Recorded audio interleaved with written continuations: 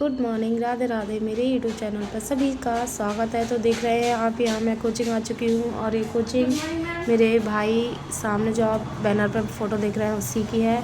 और पहली स्टूडेंट आ चुकी है आज सुबह मॉर्निंग में। वैसे तो अभी मेरे स्कूल की छुट्टी थी। वैसे मैं यहाँ नहीं पढ़ाती हूँ, मैं केवल 10th के बच्चों की क्लास लेती हूँ, वो भी हिंदी की, और वो भी उनके हाफ ईयरली एग्ज़ाम के बाद। तो बहुत प्यारी सी लेकिन छोटी सी कोचिंग है, और जहाँ मैं क्लास लेने आई हूँ आज हिंदी की। तो जब भी मेरी छुट्टी होती है ना, मैं यहाँ क्लास लेने आ जाती हूँ हिंदी, और 10th की हिंदी और संस्कृत, और 12th की केवल हिंदी की।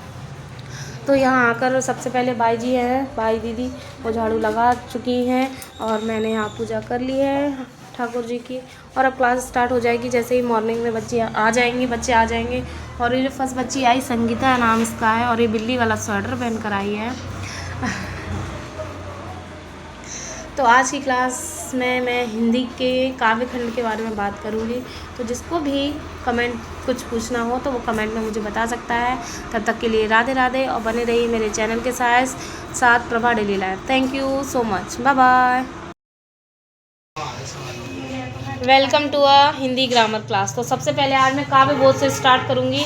काव्य बोध अगर किसी ने पढ़ा हो अपने तो थोड़ा सा मुझे बता देना, और नहीं पढ़ा हो तो फिर मैं तो पढ़ा ही रही हूँ। जिस भी स्कूल से आप हैं वहाँ आपके टीचर ने पढ़ाया होगा आपको काव्य बोध, थोड़ा बहुत तो पढ़ाया ही होगा। आप लोगों ने फेयर कॉपी अभी बनाई होंगी, 10th क्लास में तो बनाई होंगी, और 12th को तो मैंने बनवाई दी है। तो काव्य बोध जहाँ भी मैंने 12th को लिखवाया था वो निकाल लो, आपका रिवीजन हो जाएगा और 10th की स्टार्टिंग हो जाएगी। काव्य बोध में जो फर्स्ट क्वेश्चन है, सबसे पहला, भाई काव्य बोध पढ़ना है, वो हिंदी की बुक में नहीं मिलेगा पुत्री, उसको बंद कर दो।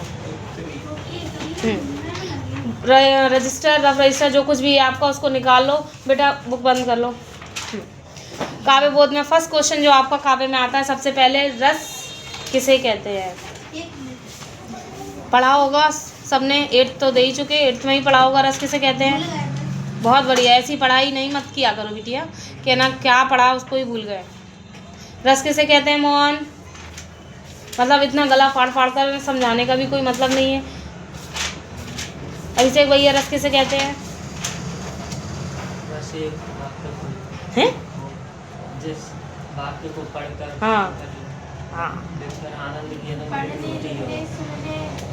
लिखने में आनंद प्राप्त नहीं होगा, जब आप उसको पढ़ेंगे या सुनेंगे, ठीक है, तब आपको आनंद की अनुभूति हो। अब आनंद की अनुभूति होगी, रस से पहले एक चीज़ और आती है। भाई क्वेश्चन तो नहीं लिखा ना किसी ने, हाँ, इसलिए रस को पहले पूछा था। रस से पहले एक चीज़ आती है, काव्य क्या है? जो काव्य बोध हम पढ़ रहे हैं, काव्य बोध के अंदर ही सब कुछ आएगा। काव्य, रस, अलंकार और वो छंद वगैरह सब कुछ काव्य बोध के अंदर आएगा। तो फर्स्ट क्वेश्चन जो वो काव्य में बनता है वो ये है कि काव्य की परिभाषा बताइए। और काव्य की एक परिभाषा बहुत ही बढ़िया एक ही व्यक्ति ने दी है, जो सदियों से वही चली आ रही है, दूसरी कोई दे ही नहीं पाया। हाँ, क्या बात, कौन सी है बताओ ऋतिक? चल हट। रामचरितमानस काव्य बोध की परिभाषा कैसे हो जाएगी? तुलसीमानस कह रहा है वो। काव्य बोध की काव्य की परिभाषा क्या है? काव्य यानी कविता। काव्य की कोई परिभाषा बताओ। मैंने लिखवाई है दोनों 12th के बच्चों को, और लिखी है, और प्रॉपर ब्लैक बोर्ड पर समझाई भी है। एक लाइन आपने सुनी होगी, आपके अध्ययन में दी रहती है, रसात्मक वाक्यम काव्यम। किसकी लाइन है ये? आचार्य रामचंद्र शुक्ल की। उन्हीं की है, रामचंद्र शुक्ल की है ना? नहीं, आचार्य विश्वनाथ की है।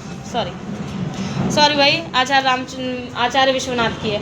आचार्य विश्वनाथ ने एक लाइन दी है, रसात्मक वाक्यम काव्यम, यानी कि रसयुक्त जो भी वाक्य होगा वो क्या होगा? काव्य। अब उसमें रस की अनुभूति आप अपने अनुकूल कर लीजिए। किसी को कोई पोयम पढ़ के अच्छा लगता है, किसी को अब देखो भाई, जैसे गाली का है, किसी को गाली पढ़ के सुन के गुस्सा आ रही है, और कोई शांत बैठा है, भाई देने वाले का मुंह है, कुछ भी बोल सकता है। हमारा सुनने का काम है, हम नहीं सुनना चाहते। तो ठीक वैसे भी रसयुक्त जितने भी काव्य होंगे वो क्या कहलाएंगे? हैं? रसात्मक वाक्य। अरे यार, बोलना नहीं आ रहा। चलिए फर्स्ट क्वेश्चन लिखिए, काव्य की परिभाषा दीजिए।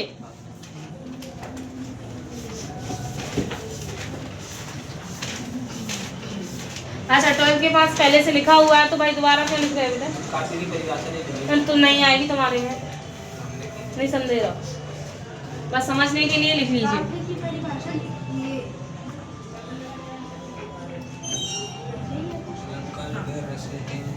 सब लिखा है तुम्हारे पास?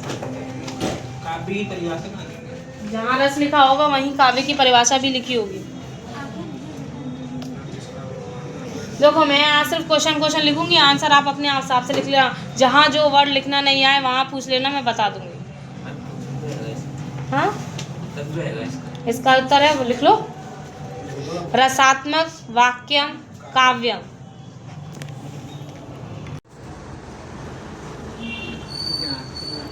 हो गया? कोई परेशानी अभी तक हम जहाँ तक पहुँचे प्रबंध काव्य तक, वहाँ तक कोई परेशानी, कोई दिक्कत किसी को? अभी मुझे ना ज़्यादातर क्या किसी बच्चे के नाम याद नहीं है, 2-4 बच्चों के नाम याद है, इसीलिए अगर कुछ प्रॉब्लम हो तो पूछो, बताओ। प्रॉब्लम कुछ नहीं ना? आगे बढ़े? हाँ पूछो, बोलो। हाँ ये लिखना है ना। अभी रुको, जब मैं एक चीज़ और बोल रही हूँ उसके बाद फिर है ना लिखना, ठीक है? सेकंड है आपका मुक्तक काव्य। क्या है मुक्तक का मतलब? लगभग सबका बन गया होगा। चलिए फर्स्ट नंबर डालो यहाँ से लिखेंगे, ऐसा काव्य जिसमें, लिख लीजिए, ऐसा काव्य जिसमें संपूर्ण जीवन का वर्णन होता है।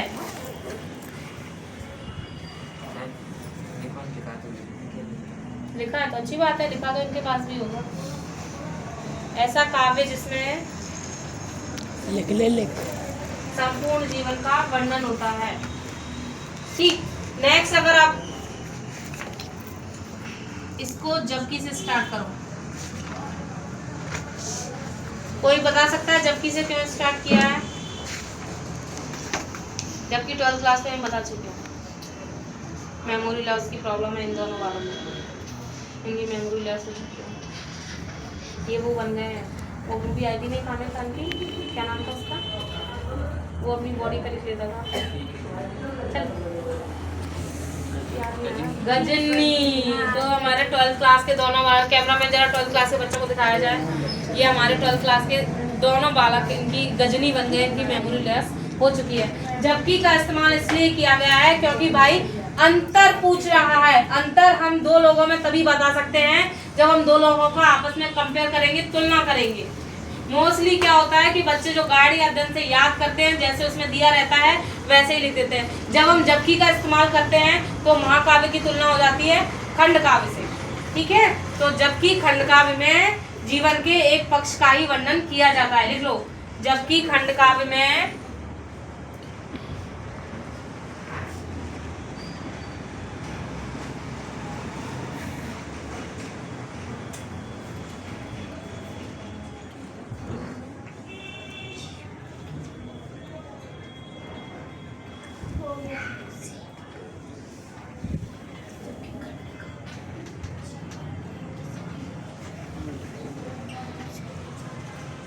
हो गया। सेकंड अंतर लिखेंगे,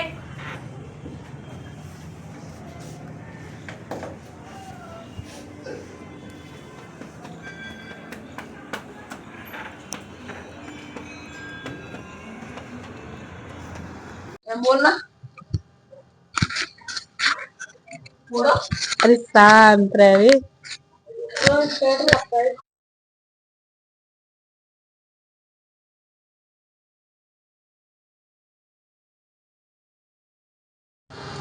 वो उंगली दब गई थी लोग पे। मैं बोल रहा हूँ, हेलो हेलो, बंद कर।